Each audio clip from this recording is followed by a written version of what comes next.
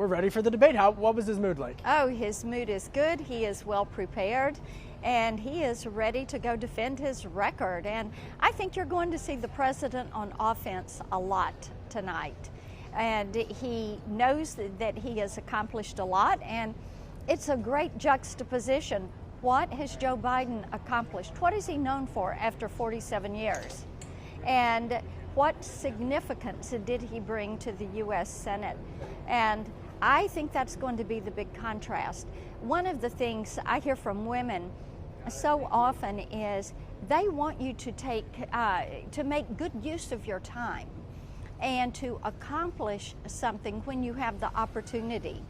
And one of the obstacles that Joe Biden is going to have, especially with female voters, is he can't really point to a lot and say, this is what I did on behalf of the American people. Well, on the issue of handling the coronavirus, that's been, at least according to some of the polls, that's been an area where the president has struggled to defend his record. What are we going to hear tonight that will help him make his case? Well, one of the things I hope he does is to point out that it took President Obama and Vice President Biden about 6 months to decide what was the national policy for the H1N1. And now, look at what President Trump did. He immediately shut off travel with China, did that immediately, took a lot of heat for it. Then federal agencies were moving too slowly. What did he do? He called them all in. He called in the private sector. He started Project Warp Speed over at the FDA to get a vaccine to market. He called in your auto manufacturers and engine manufacturers, said we need ventilators. They immediately retooled. Now we're shipping ventilators around the globe. He called in other manufacturers and said we need PPE, we need face masks, we need gloves, we need face shields. They retooled, they manufactured. Then he called in all the retailers and said we have to get this to the American people and no price gouging.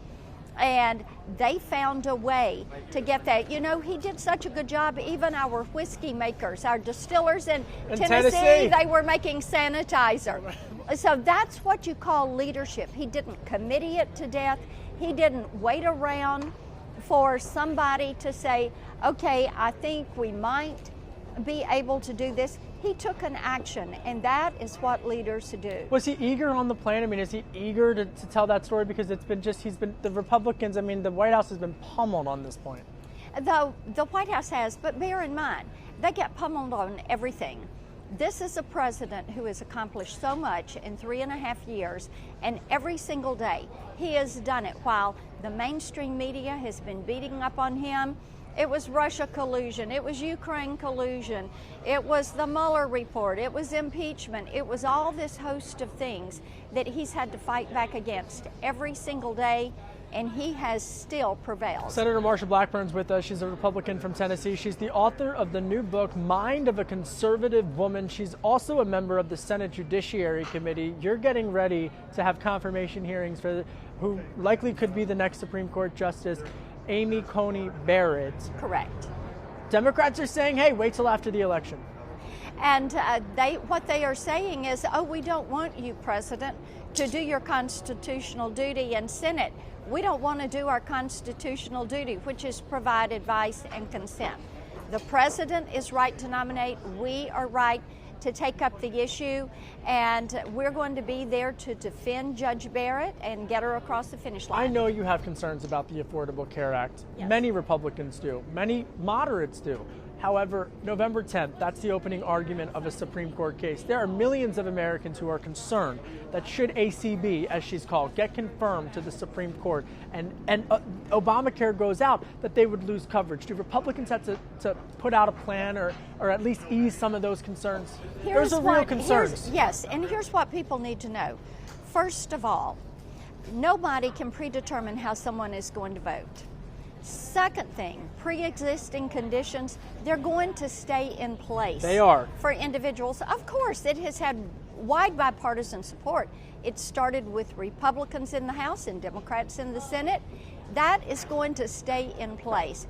The next thing, they're not so much focused on Obamacare. You've got 8.3 million Americans enrolled in Obamacare right now.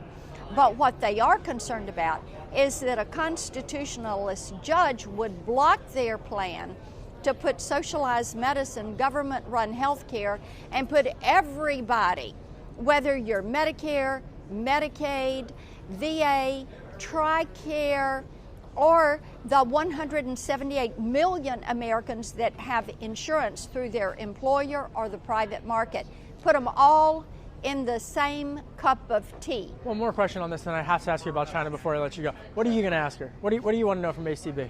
I want to know how she stands with the Constitution, what her process is for hearing cases and rendering opinions. And then as it relates to U.S. and China, Section 230, that's been back in the news lately? Yes, it has. And indeed, our bill is filed. We're going to vote it out of committee, Judiciary Committee this week.